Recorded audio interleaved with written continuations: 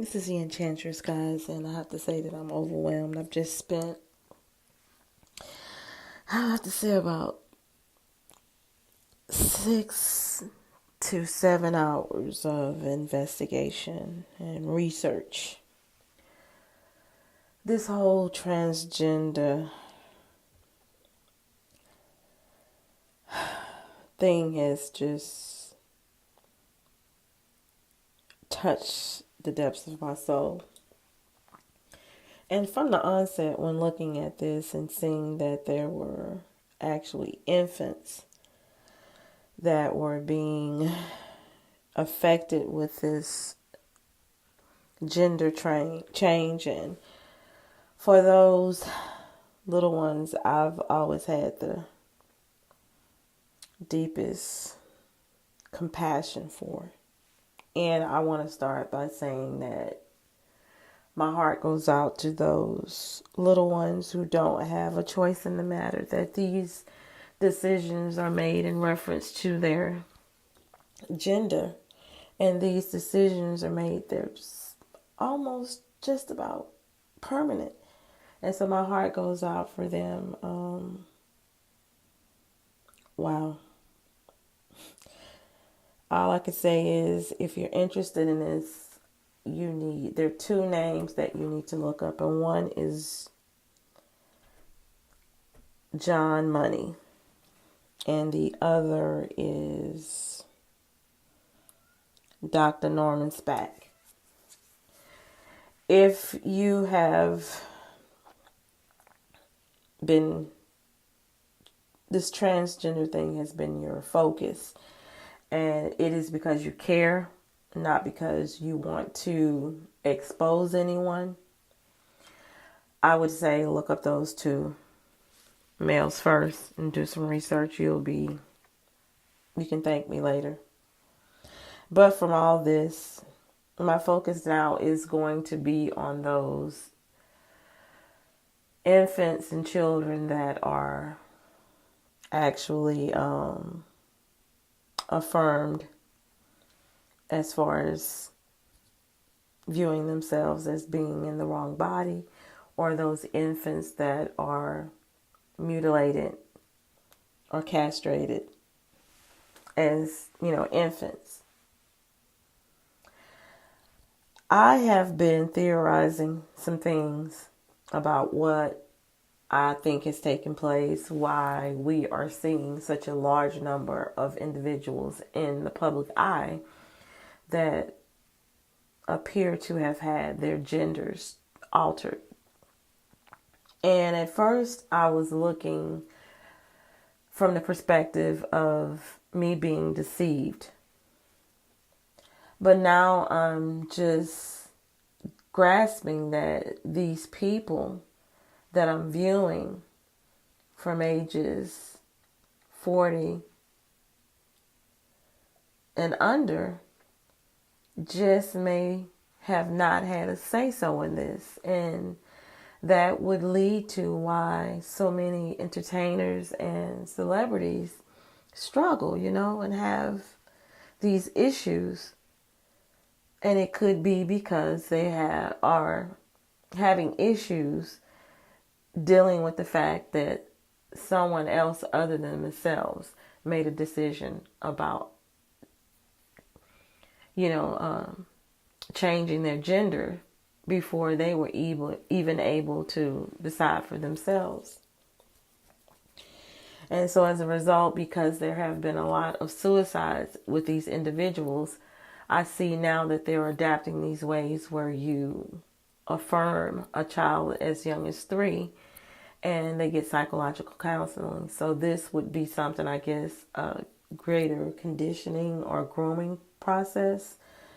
And I'm really just floored with the information that I've gathered. But I wanted to come and make a public statement and say that when dealing with investigating this, I have to do it from more of a responsible position, and to look at some of these people that were born, from the 70s to now, And sometimes a little earlier, they may just have not had a choice in this. And that creates a whole nother, scenario for me. So I'm going to navigate and be mindful of that. And I want to share also, too, that I theorize that there were situations where people were giving birth to children, especially little male children. And that when they went to have them circumcised, that there was a quote unquote accidental castration.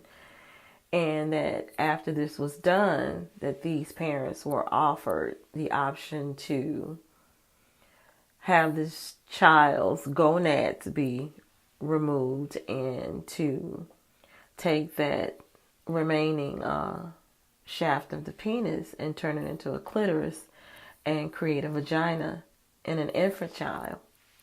And a lot of these entertainers come to mind when I think about this, and I have tears in my eyes now thinking about this.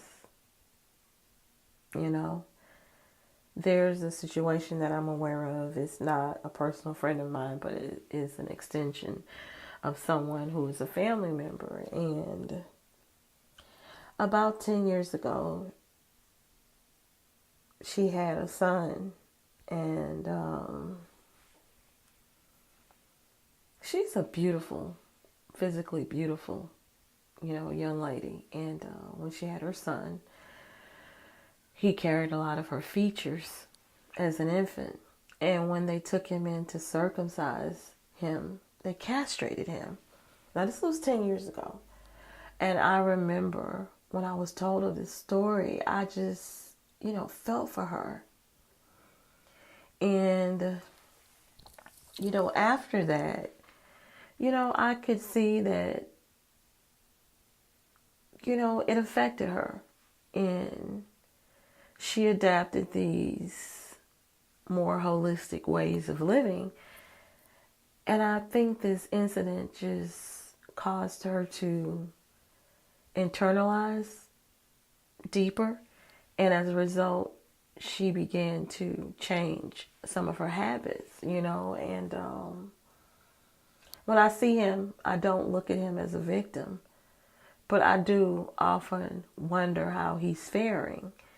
And as he's developing and I'm learning more and more, I often questioned, was she offered the option to change his gender?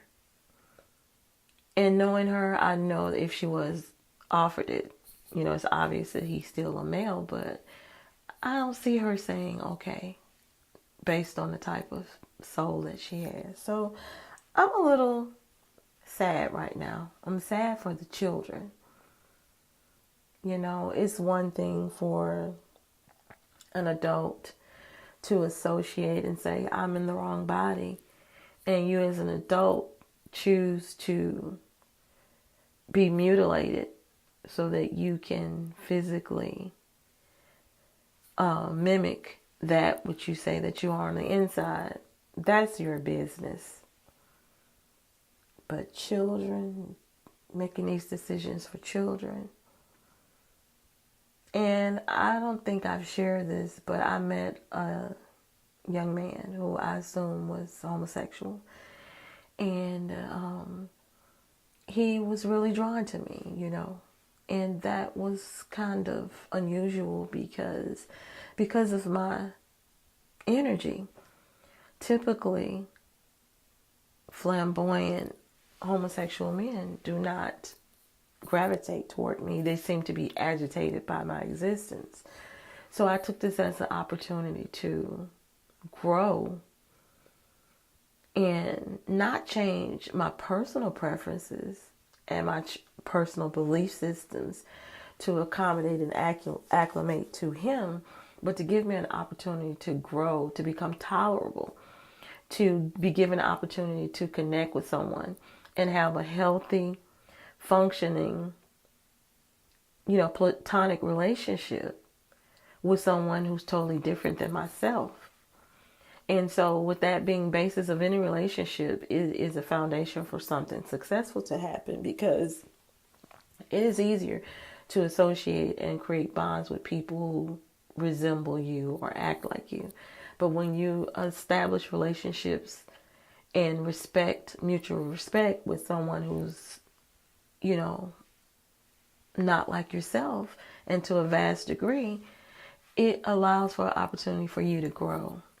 So I took it as that with him. And so it began to prosper and it began to bloom.